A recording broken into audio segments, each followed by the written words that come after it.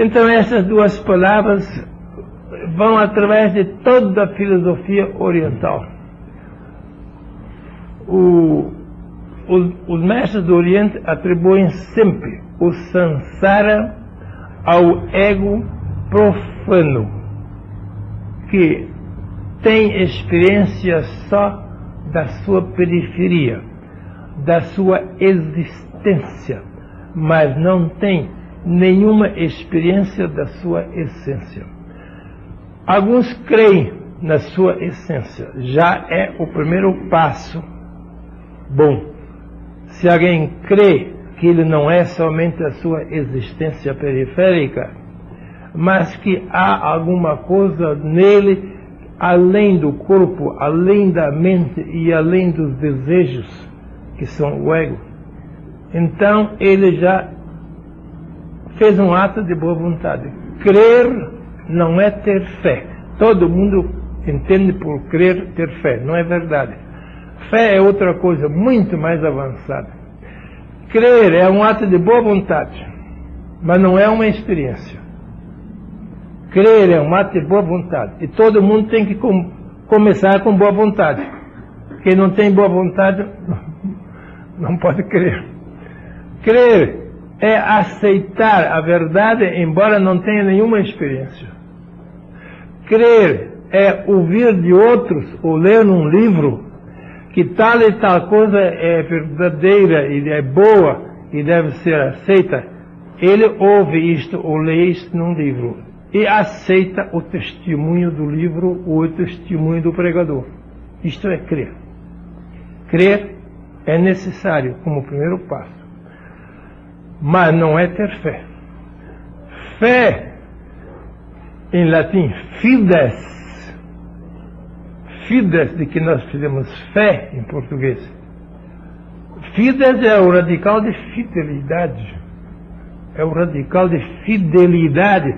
Alta fidelidade quer dizer harmonia, sintonia com o infinito. Isto é fé. Isto é uma coisa muito mais avançada do que crer.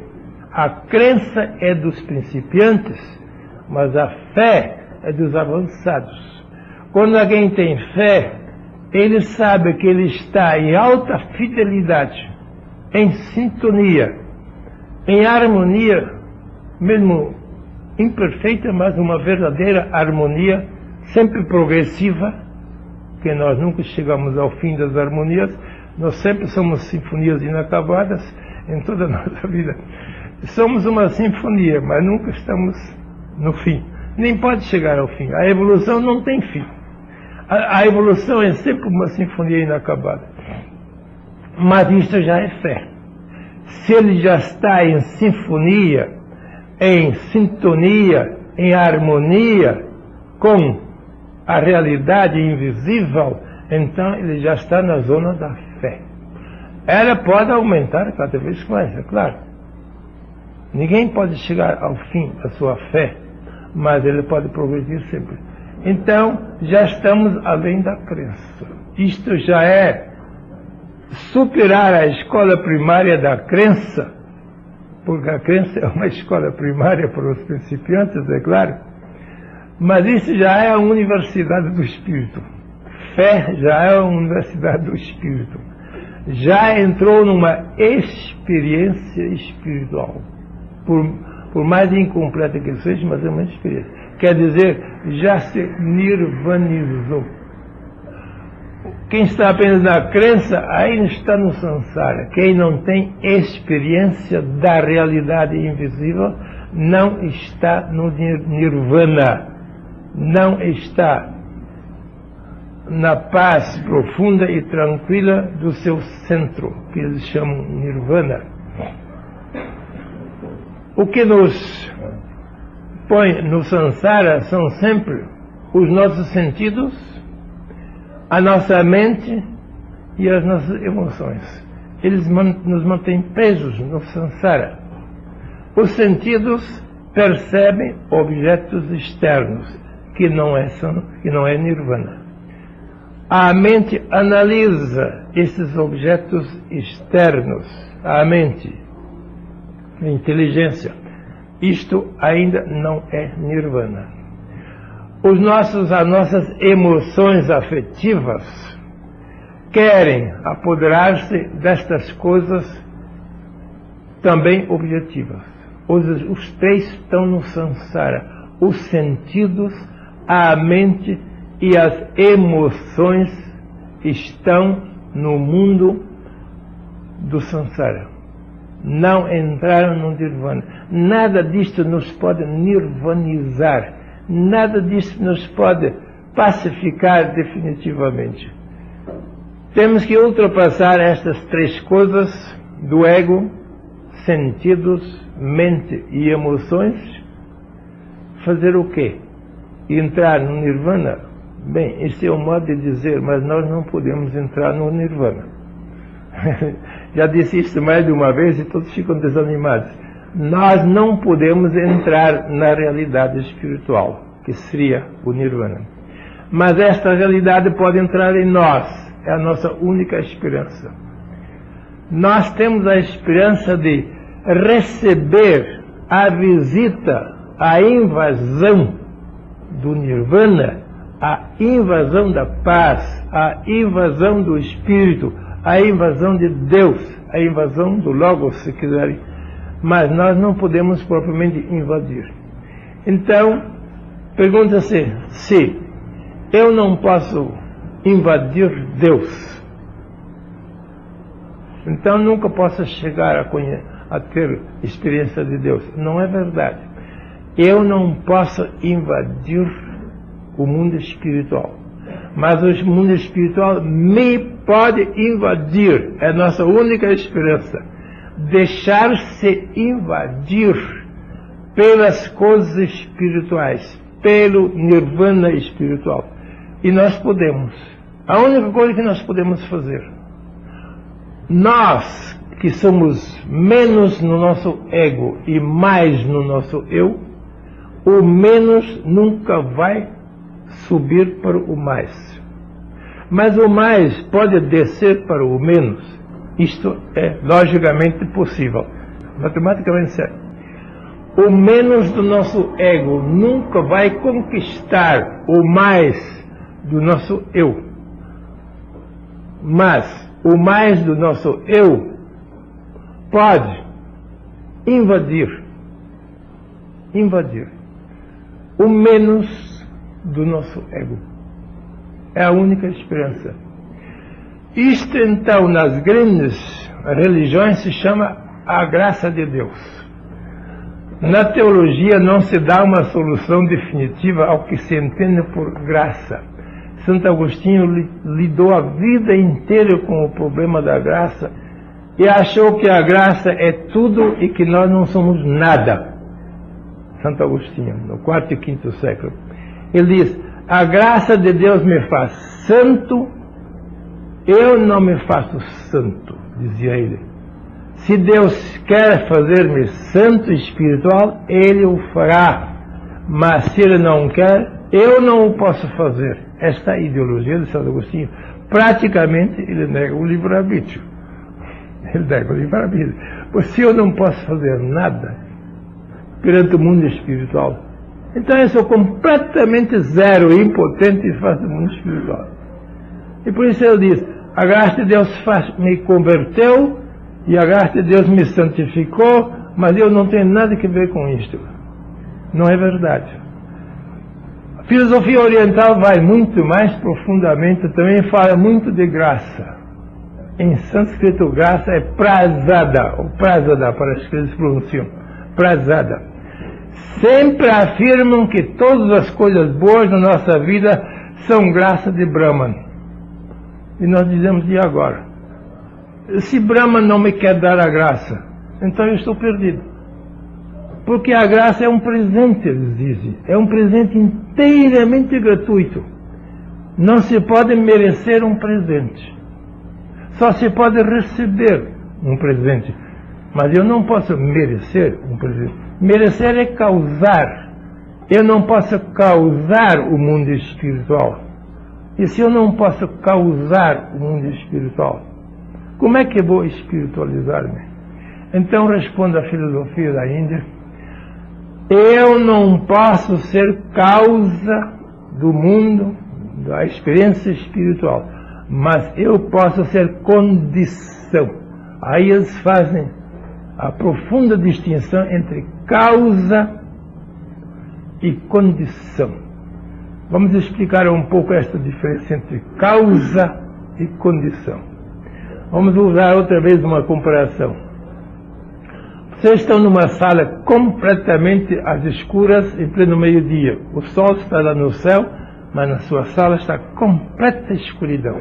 Não tem nenhuma janela de vidro, são janelas opacas, e vocês estão na completa escuridão.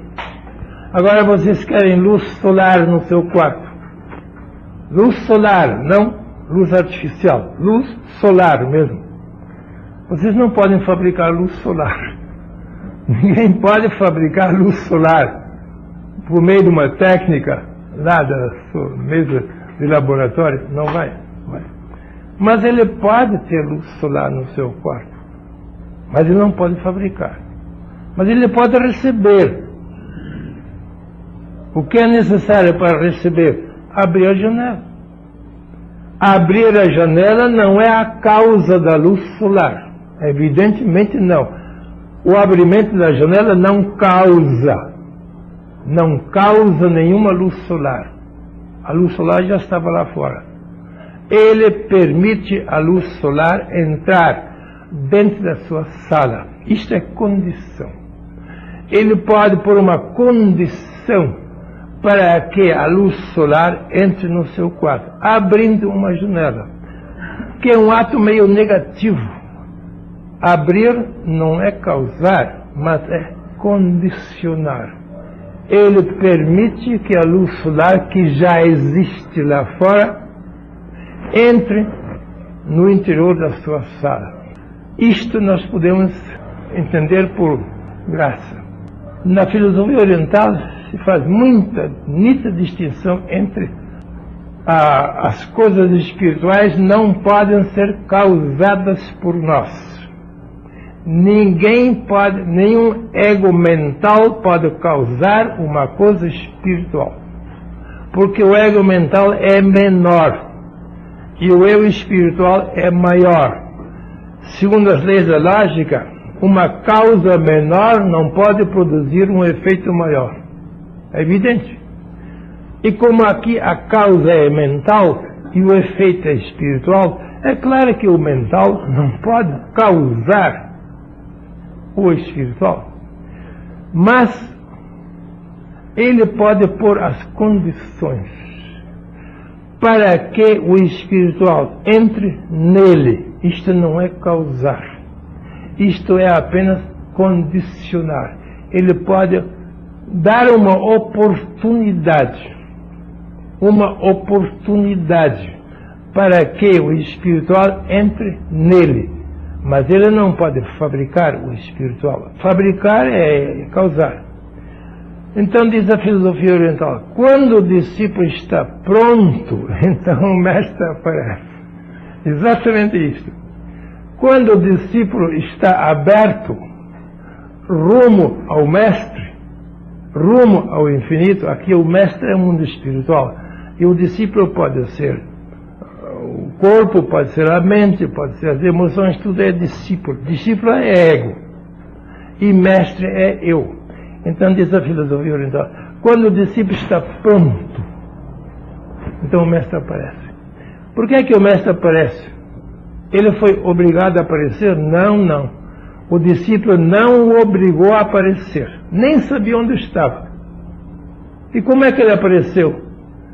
Ele apareceu por livre vontade dele mesmo. Ele apareceu porque quis e não por dever. O discípulo não pode obrigá-lo com um dever de aparecer, mas o mestre pode resolver por seu próprio livre-arbítrio visitar o discípulo.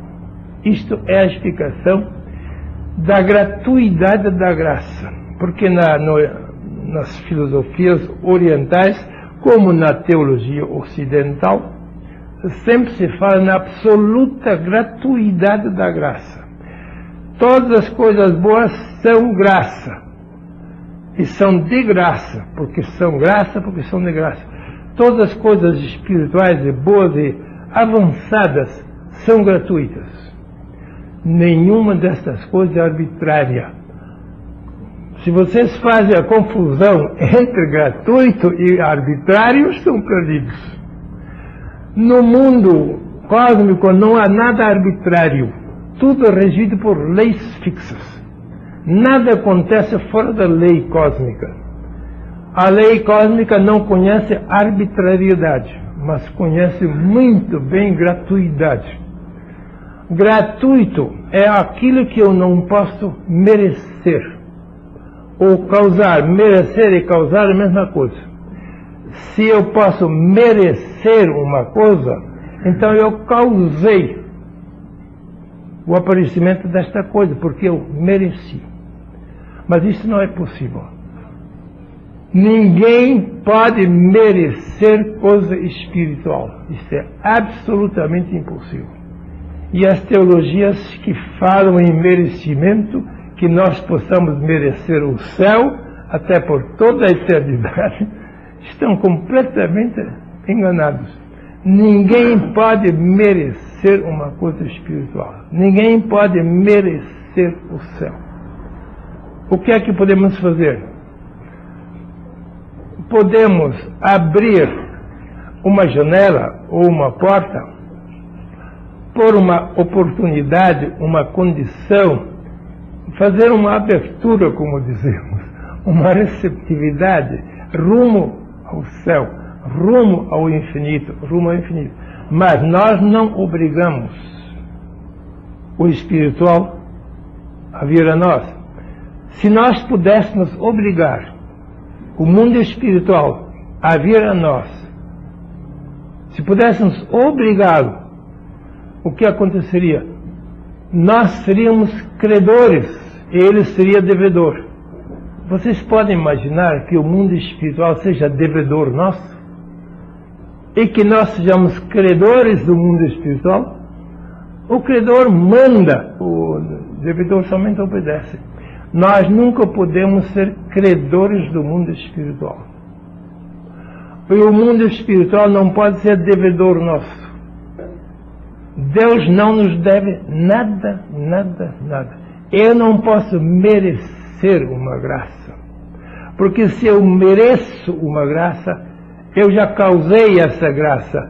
E já pequei contra a lei fundamental de que uma graça não é merecível. Eu não posso causar o mundo espiritual da graça. Mas a única coisa que eu posso fazer é pôr-me a mim em tais condições que, segundo as leis espirituais do cosmos, isto me aconteça. Isto me aconteça. Não porque eu tenha obrigado a graça a vir, mas porque há uma lei independente de mim, uma lei cósmica que diz: quando alguém abre uma janela, então a luz solar entra por si mesmo. Mas eu não obriguei a luz solar a entrar. Eu não puxei a luz solar para dentro do meu quarto com algum gancho de ferro aí, puxar a luz para dentro, não. A luz age espontaneamente segundo as suas próprias leis. Eu não posso mudar as leis da luz. A luz entra onde há uma entrada. Não entra onde não há nenhuma entrada. Isso é evidente. Pura matemática. Pura logicidade. A isso vocês têm que habituar-se quando estudam filosofia oriental. Tem que ser campeões de lógica. Porque a filosofia oriental é tremendamente lógica. Matematicamente exata. Os gregos chamavam isto acribia, em grego. Precisão, quando uma coisa acontece infalivelmente. Então, diz os gregos, acontece com acribia. Aqui quase não se usa a palavra acribia. Na Europa se usa muito, sobretudo na Alemanha. Acribia é precisão absoluta. isto é, lógica infalível, isto é, acribia em grego, matematicidade. Por exemplo, 2 vezes 2 igual a 4. Isto é, absolutamente certo. Nunca pode ser 3, nunca pode ser 5, nunca pode ser nada senão só 4. A matemática, nesse sentido, é de absoluta acribia, de absoluta logicidade, de absoluta matematicidade. Einstein diz: a matemática é absolutamente certa, contanto que ela permaneça no abstrato. Se ela entra no concreto, ela perde da sua certeza na razão direta da sua concretização. Absolutamente certo. A matemática tem as suas leis invariáveis.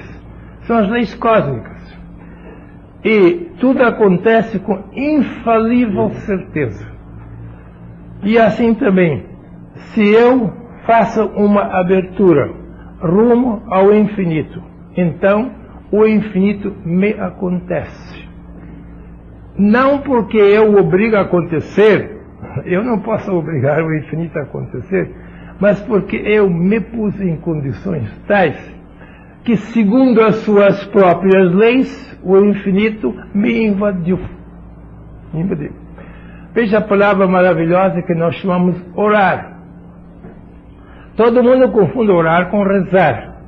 Há uma diferença infinita entre rezar e orar. Rezar é a abreviação de recitar. Recitar fórmulas escritas num livro, isto é rezar, recitar. Bem, para principiantes dá, porque os principiantes precisam de coisas impressas ou decoradas para poderem repetir. Bem, isso é bom para principiantes. Agora usamos a palavra orar. Isso não é para principiantes. O principiante não sabe orar, ele sabe só rezar. Quem é que sabe? Quem que ora? Veja a palavra maravilhosa, a etimologia da palavra. Orar vem da palavra latina os, que quer dizer boca. Os, genitivo oris, daí nós fizemos oral, orar, oração, tudo derivado de os, oris, boca, boca. Por que é que tem que ver com a boca este orar? Naturalmente não a boca do corpo. A boca do corpo não tem nada a ver com a oração. Mas aqui se faz um simbolismo entre a abertura da alma, a boca da alma. É claro que a alma não tem boca, mas vamos dizer, quando a alma está aberta, como que? De boca aberta rumo ao infinito. Ela está voltada na direção do mundo espiritual. Não pensa mais no mundo material. Só se deixa invadir pela experiência do mundo infinito e invisível. Então, a alma está orando, quer dizer, abrindo a boca. Orar é abrir a boca, nada mais. Não a boca física, mas a boca metafísica. Então, a alma está em atitude de oração. Naturalmente, se a minha alma está em atitude rumo ao infinito, rumo ao mundo espiritual, o que vai acontecer? O infinito me vai invadir, porque eu estou aberto. Eu estou aberto. E quem está com a boca aberta é porque tem fome. Então, eu sou uma abertura faminta. Eu sou uma abertura rumo ao infinito. Porque eu estou abrindo a boca rumo ao infinito porque sinto muita fome de alguma coisa que ainda não está em mim, mas que pode entrar em mim. Isto então é a ideia de orar. A oração não é pensar. A oração também não é falar. Tudo isso é rezar.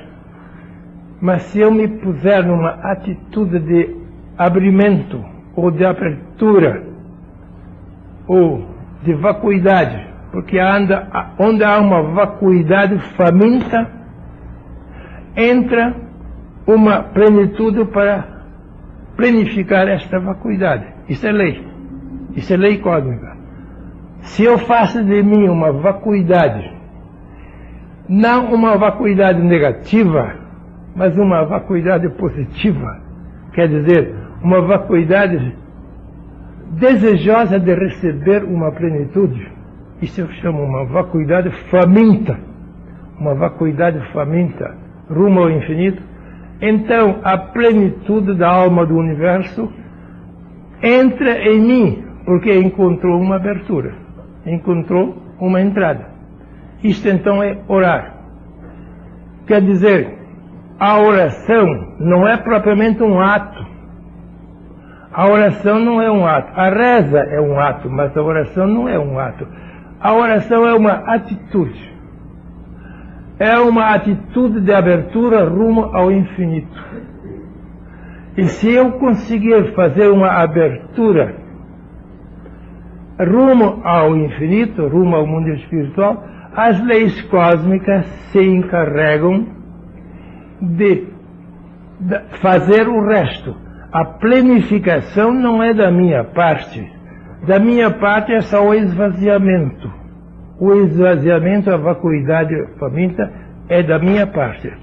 O resto acontece do outro lado para cá. As leis cósmicas agem automaticamente quando encontram uma entrada. Bem, lembrem-se que há duas atitudes da sua consciência. Ou vocês estão completamente no samsara, ou vocês de vez em quando entram no nirvana, mas transitoriamente, mas não ficam sempre no samsara. Ou vocês estão permanentemente no puro nirvana e se esqueceram de todo o samsara. Isso se chama mística isolacionista. Quando alguém está no puro nirvana e se esqueceu de tudo que é samsara, do seu corpo, da sua mente, dos seus desejos, não sabe mais nada disso, então está 100% no nirvana. Mas ele é um místico isolacionista.